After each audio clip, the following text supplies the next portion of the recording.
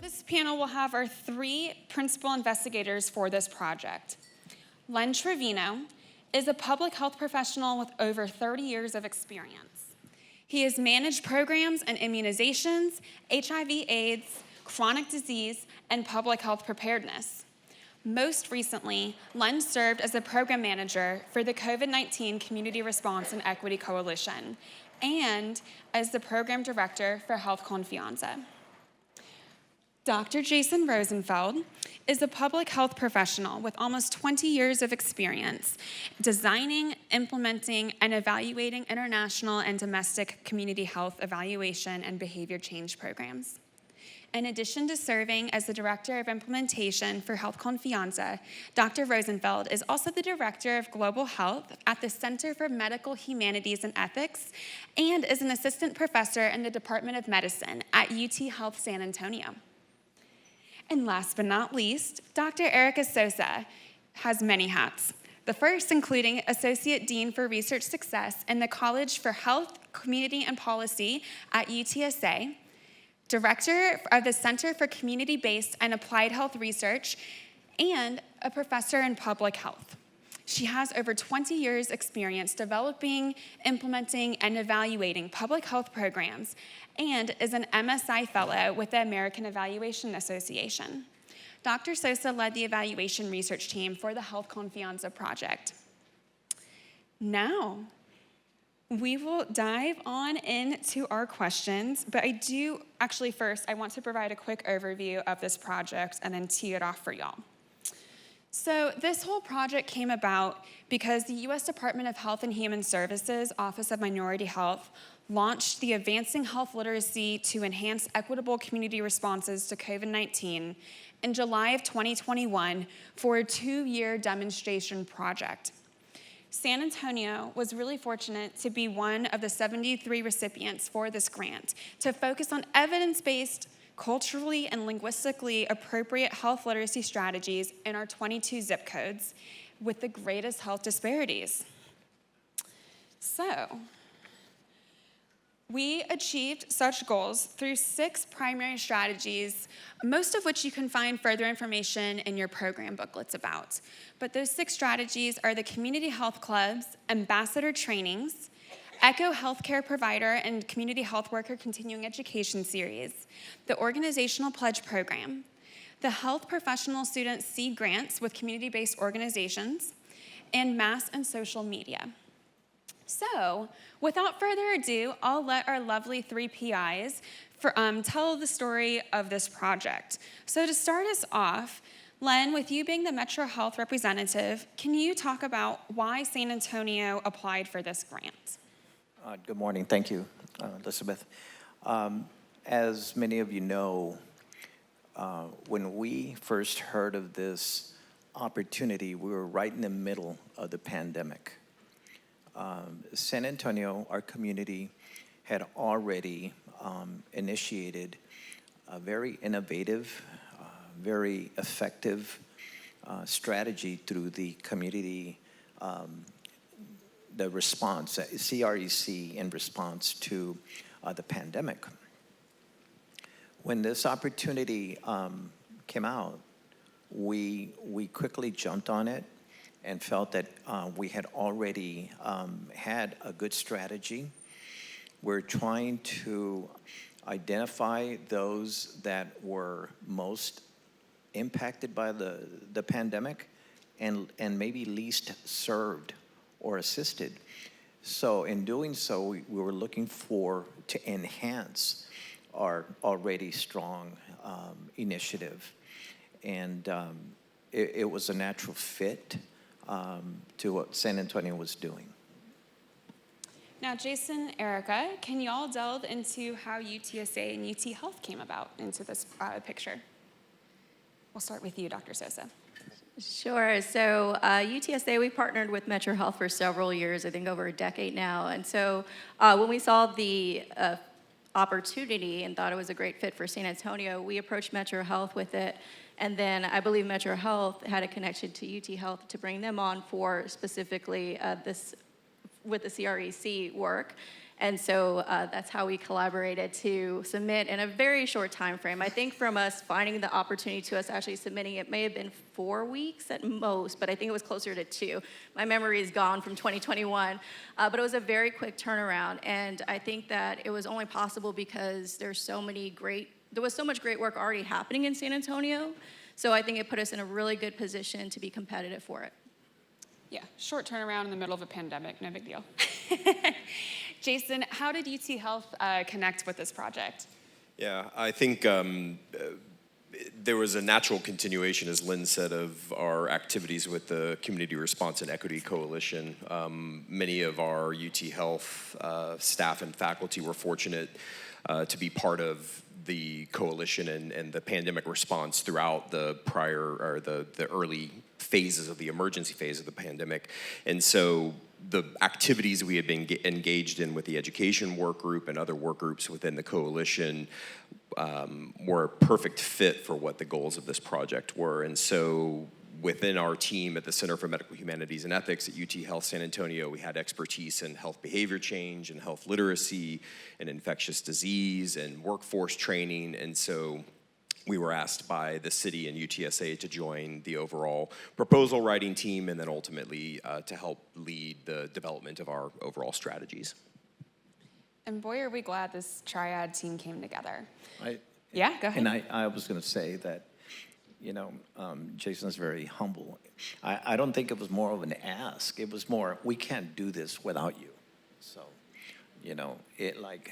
Dr. Sosa mentioned, the turnaround time between the notification of the funding availability to the time to the due date was very short. And it was too daunting for us to try to do it ourselves. So we said, we can't do it on our own. So.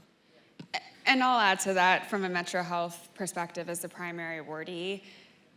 For those of you who aren't aware, this was a 2-year project or 2-year grant, which is pretty unprecedented within public health. We all here are involved in our partnerships and community-based work, and we know how much time it takes to build trust, which is a foundation for health literacy. So considering how quickly this project got pulled together, which predates me, so all credit to these 3, and then considering the tremendous successes and lessons learned we've had in that short period, I just want to offer a sincere round of applause to this team's leadership at the helm, as well as all of y'all who made this possible.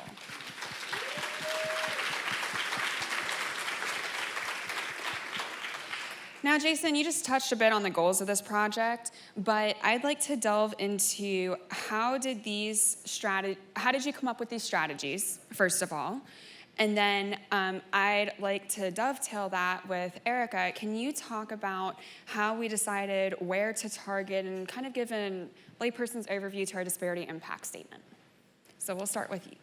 Yeah, so in terms of the overall design, there's a couple points that I wanted to make. The first was during the pandemic response, through the coalition, through the partnerships that we had formed, early on in our pandemic response as a city, as a county, we understood and tried to tap into the role of natural community leaders.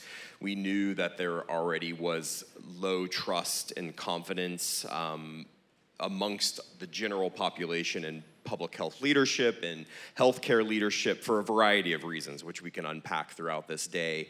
But what we found is when we engage with natural leaders, what we call peer influencers via social media and other approaches during the pandemic response, people responded very positively to those messages. And so we really wanted to tap into that energy and really blend scientific public health, healthcare messaging with natural, culturally and linguistically appropriate content from voices that people already knew and trusted, whether they were social media presence, faith institutions, social, like schools or otherwise. So we wanted that to be at the core of our overall strategy, and then marry that, like I said, with the scientific knowledge and expertise that we all can bring to bear from academia, from public health, and from medicine.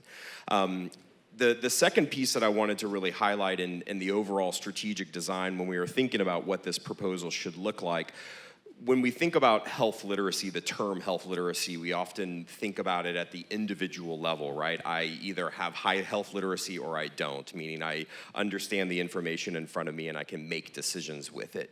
And so while we know that we want to enhance individual health literacy amongst our community here in San Antonio, we knew that if all we did was focus on the community, then we were continuing to put the onus on already marginalized populations to have to change without necessarily making requisite changes within the healthcare and social service system. So we designed this multi-level strategy with an organizational program, with a health workforce program, and with a community-based health promotion program, with the idea that all three of those levels would come together and ideally create city, county-wide change that can be more sustainable and less onerous on the individuals themselves to have to change without the system changing. So I could go on, but I'm going to stop there and let Erica talk a little bit about how we targeted our populations. Sure. So one of the components of this project was a health disparity impact statement. So UTSA worked to identify the zip codes that were at most need. And not surprisingly, we picked 22 zip codes, but not surprisingly, they were on the southwest and east side of Bexar County. We picked them because they had the highest COVID rates, they had the lowest vaccination rates, but as many of you have worked in the communities, you're probably familiar with those zip codes because we've targeted them before for diabetes, other health outcomes that they are disproportionately burdened by. Also, we were supposed to look at the social vulnerability index, and so these are communities that would be vulnerable in times of crisis, such as the pandemic, and those were the same zip codes that were in the top quartile for vulnerability. And so we selected these. There were about 650,000 people who live within those zip codes, and then more specifically, we targeted by racial and ethnic minority groups to really hope that this program would lessen the disparities that we were seeing. Now I'm going to piggyback on that and flip another question back to you. So can you also talk about how we define the measures of success and what the overall desired outcomes were for this project? Sure. So we were a little bit guided by the funding agency, right? So there needed to be changes in health literacy. There needed to be changes in COVID-19, including vaccination rates. But at the time, there were also other behavioral changes we wanted to see, including contact tracing, which is a little bit less relevant now, but testing, mask wearing, social distancing, and so forth. We also wanted to see a greater skills basis, right? So we wanted to see the skills developed to discern misinformation because that was a very big issue with the pandemic, as many of us know. So the way that we generated more specifically how we would set up the evaluation is we started with the CREC. So they already had, several partners that were in this space. So we reached out to them to ask what were the biggest takeaways that we wanted to have at the end of this project. And from there, we developed the evaluation plan, which included a bunch of things, which I won't get into and put everyone to sleep unless you want me to. But there were about 26, 27 different measures and going across the 6 strategies as well as across the zip codes with a resident survey to capture what was happening from a higher population standpoint. And then once we drafted that, we took it back to the CREC, we gathered their input and feedback, and then we refined it and rolled it out with the project. Wonderful. Thank you so much. Now, Len, I'm going to knock that question over to you now. And because you, as the project director for this, were the liaison with the Office of Minority Health. And so you could hear kind of directly from the horse's mouth why they were so interested and still are in San Antonio. And these two sitting next to you were too humble to go in about that. So I want you to talk about what were the measures of success or what were the successes viewed from the Office of Minority Health. Can you elaborate on that? Well, we relied heavily on UTSA to guide us on those measures. Mm-hmm. We knew what we wanted to do. We wanted to enhance our efforts in the community, and UT Health came through with a really great strategies, and we felt that we needed to use our partner in the area evaluation. Our EPI staff at Metro Health had done a lot of work, as Dr. Sosa mentioned, to find out who was most impacted by the pandemic, who was not being targeted, or who was not being served as well. What barriers were there? So it was very important for us to tap into our partners as we were putting this proposal together. And from an evaluation academic standpoint, we really relied on UTSA to help us with that. But another key on those measures was really more qualitative. And one source of information that was the most valuable was what we were hearing from community health workers. Boots on the ground were telling us information that we needed. So true. We can have top-down programs all we want, but they're nothing without the boots on the ground to help raise up our community members. So you mentioned partners. Now moving down the line, Jason, can you talk about how we identified those partners? I know we've said it was through the CREC, but how did we really engage those partners? And then can you also go into a little depth about the sequential engagement strategy as well that was part of this program's comprehensive success? Yeah, sure. So I want to make it very clear that Health Confianza is this entire room and everyone that is not here today. Our goal was not to try to create something new or new strategies that people had to deploy, but all of you out there in the community, in these social service agencies and schools and healthcare agencies, you are already doing this work. And really what our goal was to try to enhance that in some meaningful way, to listen to you about what your needs were in terms of how best to communicate to your community, what information you needed, what tools you needed, and then to provide a couple of extra models like Community Health Club and ambassador training. So the partnerships really grew from the coalition itself. We started there because the coalition, if I remember, at some point was over 100 and... 300 at one point. 300, see, I was way off. So over 300 organizations were in the Community Response and Equity Coalition. And so we tapped into that network, and then as we launched Health Confianza, we collaborated with UTSA, with the city, with all of you to identify other folks who are as close to the communities that we wanted to serve as possible.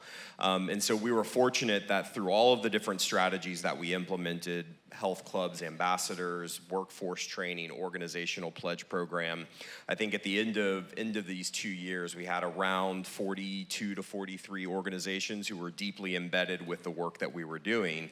And we hope to continue to expand that, to offer these services and these collaborations with others.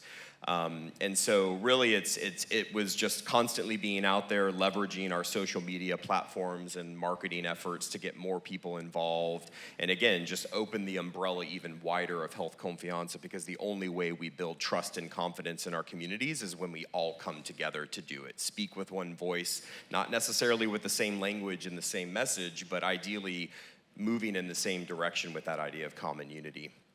The last part that you asked about was the sequential engagement strategy. So this was one of the first efforts that we engaged with, primarily with San Antonio Independent School District. So back in the fall of 21, there were requests from San Antonio Independent School District leadership to help increase vaccination rates amongst staff, students, and parents. And they wanted us to come and bring vaccine clinics. And we said we'd happily do that, but we would like to do some of these trainings on your campuses. Can you help us identify student leaders, school leaders who would be interested in hearing messages about COVID-19, mRNA vaccines, and then helping spread the word to get people to come to these vaccine clinics.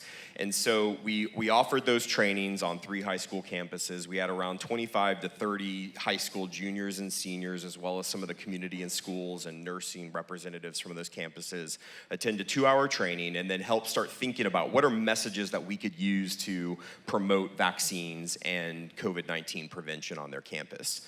About 10 days later, we hosted a community conversation, a town hall very similar to this, where we brought public health experts, infectious disease experts, and one of our ambassadors to answer people's questions in real time about the pandemic and vaccines so that they could start to engage with healthcare providers but build their trust and confidence. And then that evening, there was a vaccine clinic, and then followed by a larger one the next day. And so ultimately, we were able to help increase the numbers of people attending vaccine clinics through that strategy, and then and ultimately build people's trust and confidence because they could engage with the information as well as technical experts right then and there. Thank you so much. Len, Erica, do y'all have anything to add in terms of our strategies and partnerships? What he said? Good. Okay, sounds good. Now, we've mentioned a few times already that this project was a first for our community in so many ways, and that is so cool. But there's a lot of there's a lot of lessons learned, both positive and those that we learned opportunities to enhance in the future. And sometimes I think it's almost more valuable to learn what not to do than what to do. But let's hear it all. What are our takeaways and lessons learned that we would recommend to others interested in any of our strategies? So that's an open question. I'll start. From an administrative kind of the recipient of the grant funds, it was a learning experience. It kind of felt like I just bought a brand new Cadillac and I let my 18-year-old give him the keys and go, here you go. It was a new experience. It was kind of like a Cadillac. It was a great award for our community. But we had not really experienced that kind of contract management administrative relationship.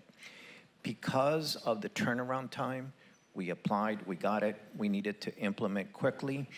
We had to, as our boss would say, fly the plane as we're building it. We learned a lot on how to do that. And some of the lessons are that that's going to be a thing of the future now, where we have to work closely with partners. And sometimes we have to let them kind of, they have to be, we almost have to redefine what partnership is versus the traditional, I give you money, you do this, a contractual relationship. We have to kind of redefine what that looks like. We need to empower our partners. Some receive funding, some don't, but we need to kind of redefine that. That was a big lesson learned. The power of partnerships in many, many ways and in many forms. You want to go? So, I mean, I could, again, spend an hour unpacking lessons learned. You got 2 minutes. I know. There's a couple things I want to highlight. One is from the organizational pledge program. For those of you that participated in that program, we were, and I'm making eye contact with Melanie because I think we had angst about whether or not people would even show up to this. And ultimately, you all did show up, and you showed up for 8 months to learn together. And what we learned from that is there's as much desire to learn and improve our own internal processes and systems as there is to learn and share time with each other, right? The value of that pledge program, Learning Collaborative, was the time you spent in the room talking about what was important to you and sharing lessons learned. And for me, that's been the big lesson from the entire pandemic response, is that we are all better when we talk to each other. And so we have to keep creating space to have these conversations so that ideally then we can engage with the health department and others to say these are the things that we need and how we can best do it. So I'm going to just echo what Len had mentioned earlier. I think any collaborations, and there's plenty of them around Bexar County, so collaborations and groups that exist between funding, not just for funding, are really critical because that's what allows you to respond to these funding opportunities so quickly and to build conversations before the next crisis pops up. So I think that's just a really big takeaway to continue that work in the communities between the funding periods. And I would say with that too, because I'm an evaluator and a data person too, is more conversations around data and good quality data in between projects. That way we can balance the community work with the rigor and the valuable feedback that we can have to iterate and improve programs. You set me up perfectly talking about the future and what's next. So, sustainability, favorite topic for community partners all the way up to funders and back. Let's talk about the future of Health Confianza. What does that look like? Jason, we'll start with you. So we're fortunate that through other collaborations with the city that we can sustain many of our community-based programs. We're fortunate that the workforce training opportunities that we've been offering through the extension of community health outcomes, the ECHO series, those can continue because that expertise is in-house at UT Health San Antonio. And there's actually this ongoing thirst to talk about people's stories around long COVID and pandemic response. And so we're looking to continue those. We have a partnership with San Antonio Independent School District that is just being launched this summer, which we're really looking forward to getting on all of those high school campuses to train high school students as youth ambassadors and maybe get a few clubs going. And then we're looking to the future of how do we replicate the Pledge program and how do we get you as Pledge program participants and graduates to advocate for the next group to come in and continue to carry that mantle. So funding opportunities are out there. We're looking for them, but we're always looking to continue to find ways to be that connector between you as organizations and between you and community. Anything to add? What he said? Okay. So one thing you've heard over and over now, in only our 2 hours here together, is the power of partnerships and how much this program would not be anything without all of y'all. And later we'll talk about the community voice even more, but let's start that now. So let's hear from y'all. What questions do you have or comments? We have 2 mics at the front here, and you're welcome to make any comments or pose any questions to our 3 PIs. Or shout it from your seat. I'll keep asking questions if y'all done. Oh yeah, come on. Shout it from my seat, because I've got one of those voices. Elisabeth with the Kronkowski Charitable Foundation. Speaking of funding, I don't bring the checkbook with me. My big thing. But I am supporting the system of care here in Bexar County. It's a philosophy, if you're familiar with SAMHSA, and we really like to partner with this because it sounds very much aligned with what we're doing, creating connections and sustainability where the work is already happening. So it's just almost the exact same thing. So I'd like to leave you my card, and I'm also a Sosa, so yeah. Prima, we got to get together. So yeah, to align that, we're creating sessions right now, just what you said, people talking, that trust that we lost. But I could get on my soapbox for several hours, so meet with you later. We're here. Thank you so much.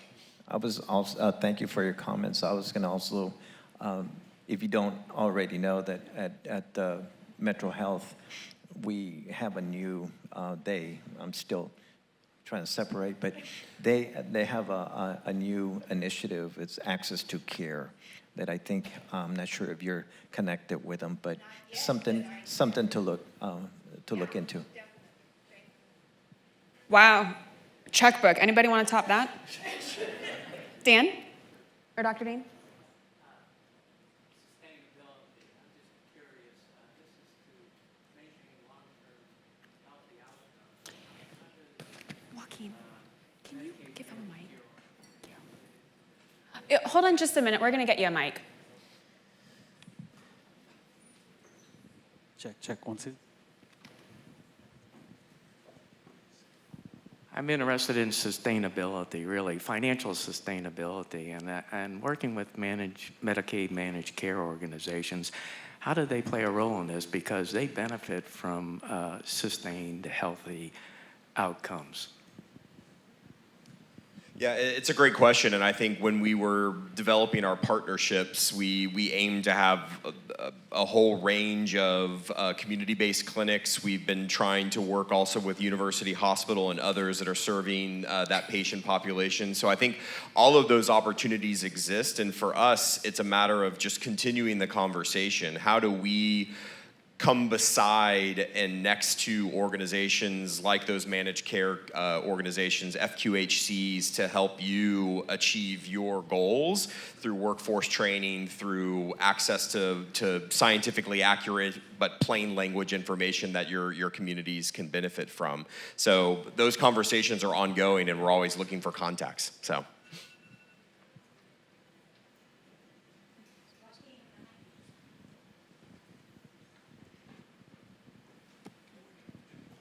Good morning. I just wanted to be able to come back to you. I want to thank the panelists who really recognized some of the administrative challenges that the university faced. So we do hope that you all will certainly use your largesse to be able to bring in additional dollars to work with communities, particularly communities of colors, and particularly those who are of low income. But what I would suggest to you all is if UT could just take 1/1,000,000,000% of the money they have, put it into an account, and then just say, this is the account this is our scary account. When we're scared that the people who we contract with are going to run off to Tahiti with the money, here's the liability account, so that if they do that, we can say, okay, here's the thing for that. Because the burden that you put upon organizations who are already serving, when you look at your zip codes, the communities that have the lowest household income, I mean, all of the highest crime, highest violence, all of those things, and you ask those nonprofits to do this work, and then you will reimburse them. What you're asking them to do is to take the small capacity they have and give it to you and then work for free until you decide to pay them back. And paying people back is not one of you all's strengths. So I'm saying to you all, if you're really serious about equity, what you do, this project was fabulous, but it was very inequitable in how you administered it, without consideration for the cultures and the income of the people who you are claiming to serve. So I need you to hold a mirror up, and I want to thank the panelists for saying what you said. You guys are big enough to figure out how to do contract administration. You could literally, you could hire 4 people to figure out how to put in a light bulb. You can hire someone to figure this out. This is not hard, and you have plenty of money to do exactly this. So I want to make sure that your great work does not end up being what we say in the community is being a poverty pimp. So please figure that out. Thank you so much for your comments. Thank you.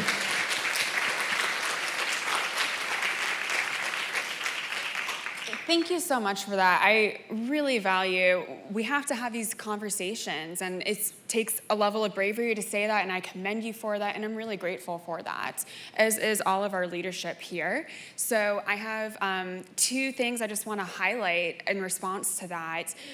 We are aware of that, and our goal is to be as equitable as possible. We know there's always progress to be made. So one of the things we're actually doing right now to address that, and we invite you, we'd love to have you as a part of this, is a community of practice that kind of convenes both our internal and our external partners to figure out the best ways,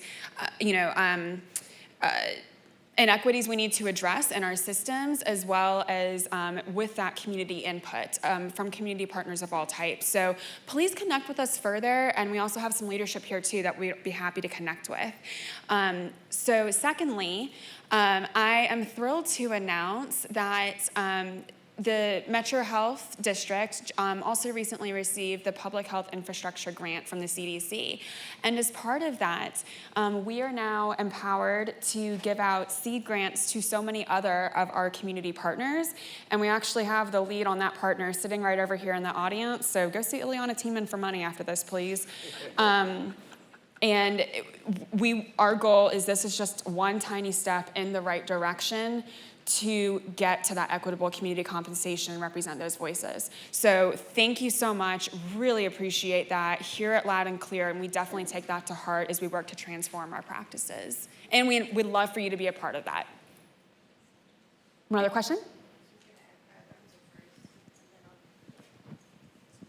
Oh, I was just going to say, and also in our sustainability conversations, I think one thing that I've been really pushing for, but I think we as a team hopefully all agree on, is to not seek out more funding for the big 3 organizations, but to seek out funding for the communities that need the money and the community-based organizations that already have the trust of the communities and are doing the good work. And for us to take a back seat and to be more technical assistance, and we're here to help with our expertise that we have, but you have so much valuable expertise in the community, so we need to build the capacity there and not just build ourselves up. So we're working really hard to do that as well.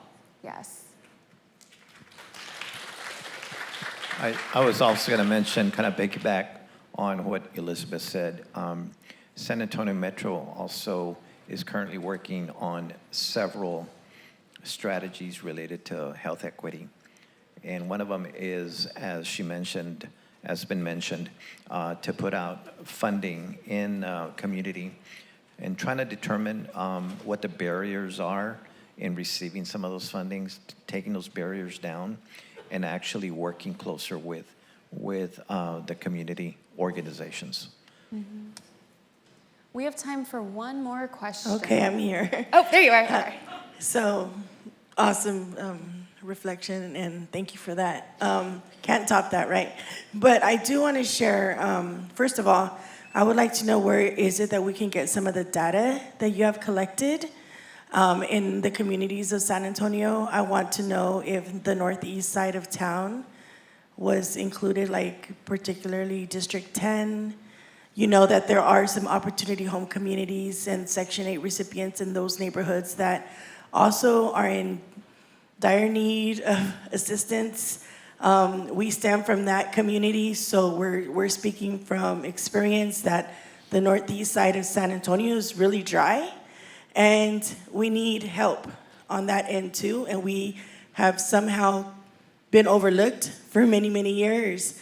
So we want to know if we were not included, how can we be included? And what is it that we have to do to get the data so that we can know, well, it's not affecting us, but our organizations, our Ministry Center Collaborative, is still interested in getting the data from the other communities of San Antonio to see how we can help. Awesomely, lately we've been linking up with Monster Moms, who is amazing and is also in the northeast somewhat side of town because it's over there by Alpha Windcrest. So we want to know how we can get more resources, more money, and more help. Were you going to say something? Thank you. I think I can share the response with, I know for sure with Dr. Sosa, but as far as Health Confianza, as it was mentioned earlier, we did focus on 22 zip codes, but it didn't mean that the project could not go outside of those 22 zip codes. So, so the answer is no, it wasn't excluded, in the plan. But from I'm not sure what zip code you're in, but 78217, 78218. So so for this project, we just had to pick specific zip codes, and so they weren't included. In the north side and northeast side, I completely agree with you. There are pockets that definitely help, that sort of get washed out when you look at the whole community because you have higher income folks in those areas that kind of bring the averages up. So for this project, we don't have data on those zip codes. However, we've done a lot of public health work in those zip codes and would love to collaborate on data collection, getting that set up for you. Definitely would like to connect and see how the northeast side of town can get some more resources, get some more help, and thank you. Absolutely. And I can just quickly say now that we are in a next phase of Health Confianza, and I won't even call them restrictions because they aren't to those zip codes, but now we are looking to expand our work across Bexar County and even out into the rural counties. We found that the needs that we're trying to address collaboratively are, we all know this, are not just here unique to San Antonio and Bexar County, and so we're looking to partner with folks in the rural counties surrounding Bexar and even down into South Texas as far as we can go. So let's make sure that we talk and find ways to continue the collaboration. Thank you so much. And to be clear, as Health Confianza enters this next phase, we're way beyond, we are continuing our COVID education, but also moving way beyond that to all preventive care. So our services and curricula will be expanding as if they haven't already.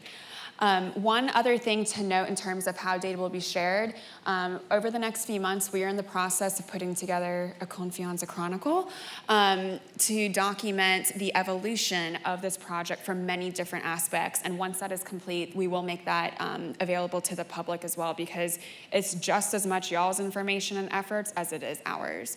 So we want to put that out for everyone.